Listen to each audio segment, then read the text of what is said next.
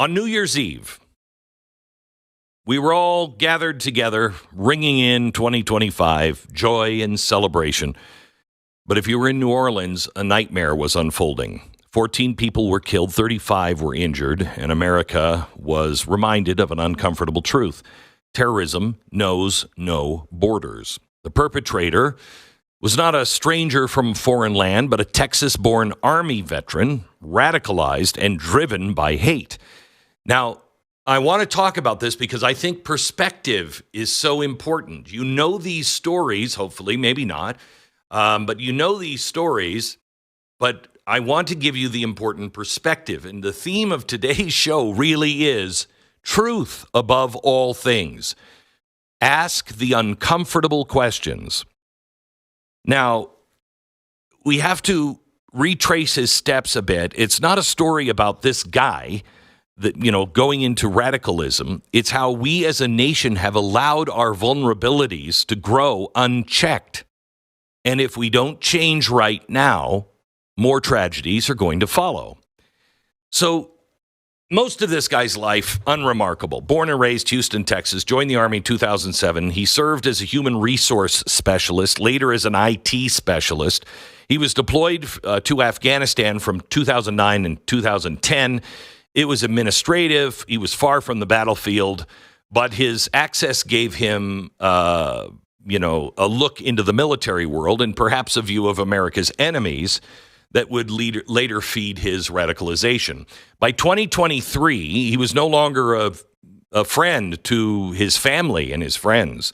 He traveled to Egypt. At some point that year, he joined ISIS. There's a chilling video of him, a message to his family where he pledged allegiance to the terror group and expressed his desire to kill his family. He ultimately chose not to harm his loved ones, but he was consumed by hatred in this ideology. So the first lesson here is it doesn't happen overnight. Second lesson is, how did this guy get back into the country?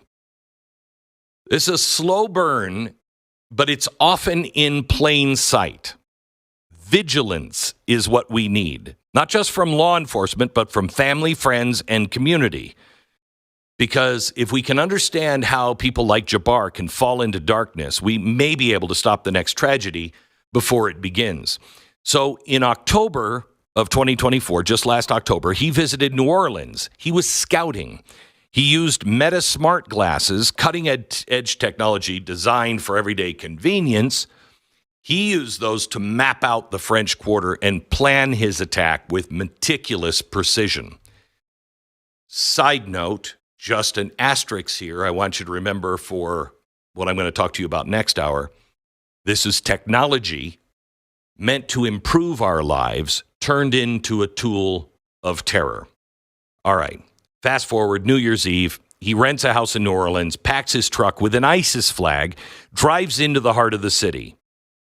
He had two ways of destruction. He was first going to just mow over people, and then he was going to set off an explosive device, extraordinarily rare explosive compound, one that has never been used in the U.S. or in Europe.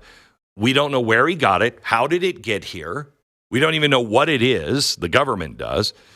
The bombs were hidden in coolers and rigged with a transmitter that were placed on Bourbon Street. Thankfully, they didn't detonate. Either he didn't trigger the bomb or police killed him before he could.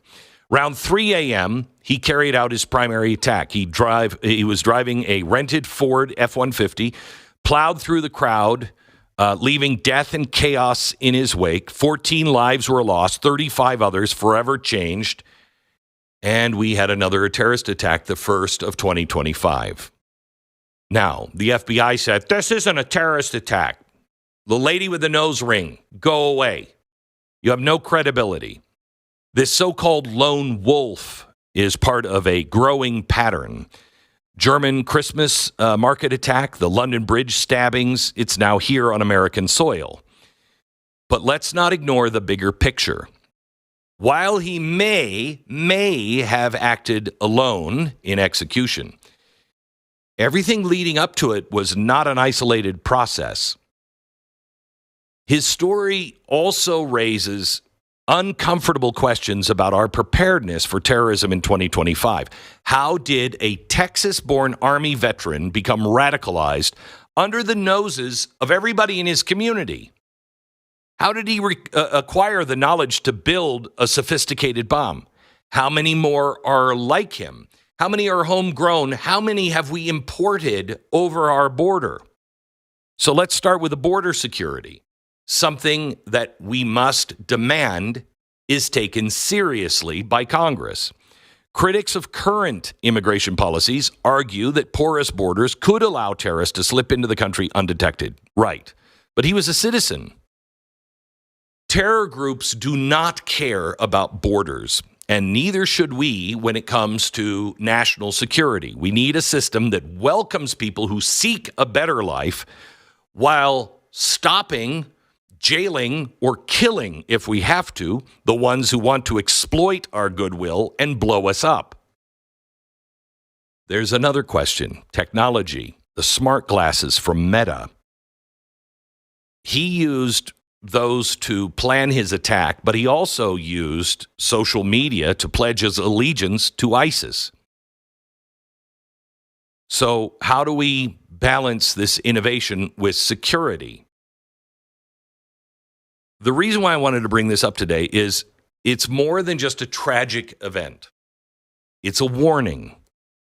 It reveals the cracks in our systems, the complacency that allows those cracks to widen, our borders, our political correctness.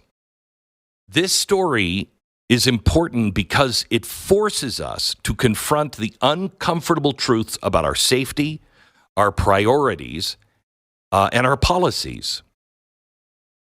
You might think, oh, well, it's New Orleans. It's not my town. The reality is terror doesn't discriminate.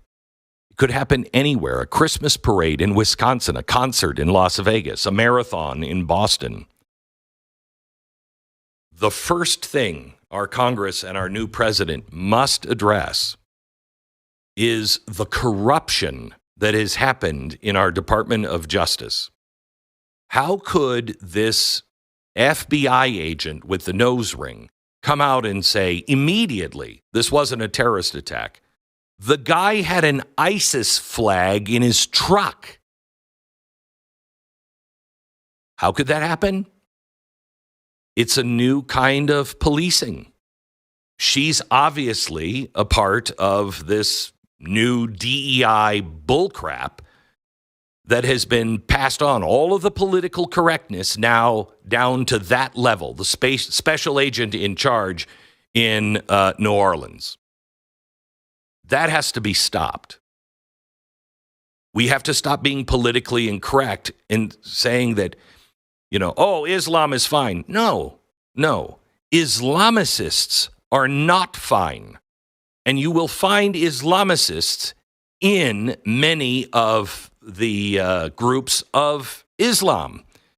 Doesn't make Islam the problem.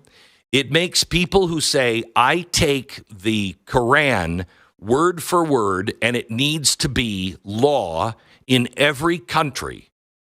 No, those are the ones causing the problems. No, we cannot allow our country to become like Europe. Europe, gang, is over. It's a matter of time. If they don't change course radically in this year, you will not recognize Europe anymore. This year has to be a year of total and complete change.